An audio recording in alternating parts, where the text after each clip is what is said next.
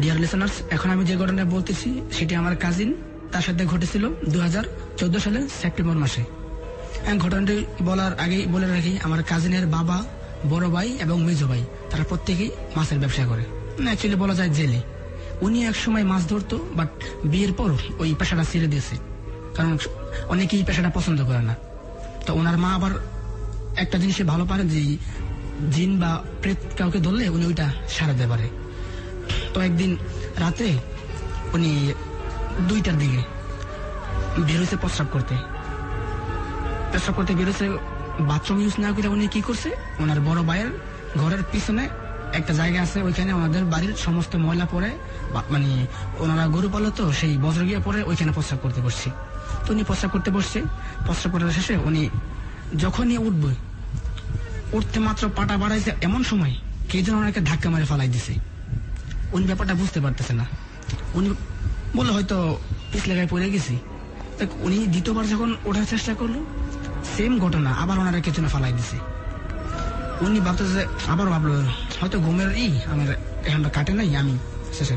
উনি তৃতীয়বার ট্রাই করার সাথে সাথে ওনারে একটা ধাক্কা মারে ওই গরুর যে গোবর আছে, ওইখানে গোবরের স্তূপ ছিল গর্তর পাশে, ওইখানে ওনারা ফালাই দেওয়া হয়েছে।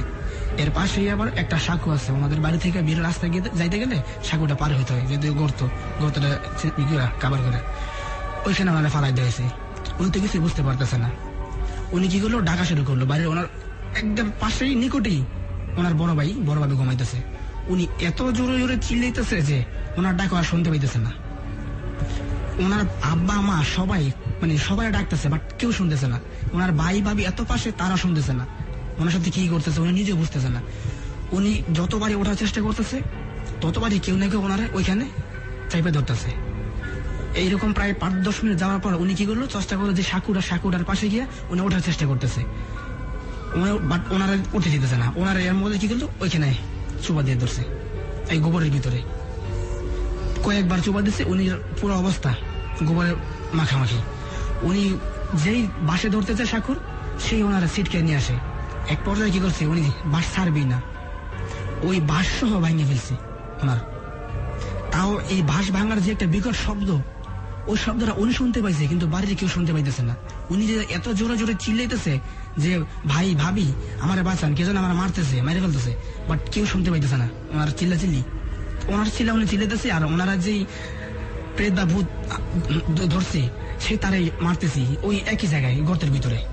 ওনারা চিল্লাইতেছে আর উনি বলছে আমার ছেড়ে দেন কি। উনি ওঠার চেষ্টা করতেছে, বাট ওনারা উঠতে দিতেছে, ওনারা পায়ে দিলে তাই না নিয়ে এসে পড়তেছে। ওনার পরে লুঙ্গি ছিল, লুঙ্গি খুলে ফেলছে। কি করবো, ওনার বাঁচতে হইব তো। উনি একটা জায়গায় কাবাডি খেললে যে অবস্থা, উনি সেম একই অবস্থা হয়ে গেছে। প্রায় 1 থেকে 1.5 ঘন্টা এই অবস্থা চলতেছে। এমন করতে করতে করতে যখন ফজরের আজান দিব, ঠিক সেম টাইমে কিছুক্ষণ আগে আমার আব্বা ওই দিকে যেতেছে। কারণ বলে রাখি, আমার আব্বা হচ্ছে একজন কন্ট্রাক্টর, উনি লেবার খেলায়, আমাদের নিজের সব বোট আছে। কারণ রাত্রে 2টা, 2:30 বা 4টার দিকে এরকম এক একদিন এক এক সময় উনি ওই লোক নিয়ে যায় ওই দিক দিয়ে। তো আমার আব্বাও খেয়াল করতে পারে না জিনিসটা যে কি হইতেছে। তো উনি আমার আব্বার দিকে ডাক দিছিল, বাট আমার আব্বা শুনতে পাইতেছে না কেন জানি। তো ওনার এত জোরে জোরে বিকট শব্দ, তাও শুনতে পাইতেছে না। হয়তো ওনার বয়সটা কোনো কিছু করা হয়েছে, সেই জন্য ওনার ডাক কেউ শুনতে পায় নাই। তো আমার আব্বা ওই দিক দিয়ে চলে গেছে। তার কিছুক্ষণ পর ওনারে এমন এক চুবা দিছে, প্রাণ যায় অবস্থা। সে ওই সময় উপরওয়ালার নির্দেশ মনে হয়, একটা গাড়ি আসলো সিএনজি, ওইখানে থামছে। ওই আলোটা পাইয়া ওনারা সাইডে দেওয়া হয়েছে। ওনার কোমরে মোবাইল ছিল, মোবাইলটা ওইখানে যখন ওনারা ফালাইছে, এর আগে নিচে পড়ে গেছে। তো উনি ওইখান থেকে আলার মতো উনি উঠলো। ওঠার পরে কি করলো, ঘরের দরজার সামনে গিয়ে ওনার মায়ের ডাক দিচ্ছে। ওনার মা আসার পরে ওনার দেখে তো অবস্থা, ওনার মা বুঝতে পারছি যে ওনার ছেলের সাথে কি করছে। কারণ যেহেতু উনি এসব একটু সারাইতে পারে, জিন সাধন করতে পারে কিছুটা, উনি শিখছে। তো উনি দেখে বুঝতে পারছে। তো উনি বাড়ির সকলকে ডাক দিছে। পরে কি হয়েছে বলেছে, এইরকম আমার সাথে ঘটছে এই জায়গায়। তার তখনও শেষ নয়, যখন সবাই মিলে ওইখানে গেছে, ওনার ফোনটা বলছে, ফোন করি এইখানে কোথাও আছে। তো ফোন দিচ্ছে, ফোন বাজতেছে। মেবি একজনের ফোনটা ধরতে গেছে, ওনার বড় ভাই বা ভাবি, ওই মুহূর্তে হঠাৎ করে ফোনটা পানির কাছে চলে গেছে, উপর থেকে নিচে চলে গেছে ওনাদের সামনে দেখেই। ওনার মা তো বুঝতে পারছে, আর কেউ বুঝতে পারো না পারো যে না আমার ছেলের হাতে কি হয়েছে না হয়েছে। ওনারা বুঝতে পারে কি করলো, ওনারা বাসায় নিয়ে গেছে। বাসায় নিয়ে যাওয়ার পরে ওনারা গরম পানি দিয়ে গোসল করালো। গোসল করার পরে পরদিন পাশে আমাদের পার্শ্ববর্তী আরেকজন আছে এরকম কবিরাজ জিন সাধন করে, ওনারা এসে বলছে যে এরকম এরকম কি করছে।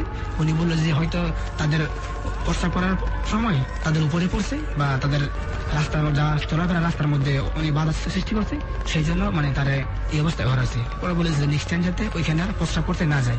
এরপর থেকে ওইখানে আর কেউ যায় না, ওই জায়গাটা বেড়া দিয়ে রাখছে। এই ছিল আমার তৃতীয় ঘটনা।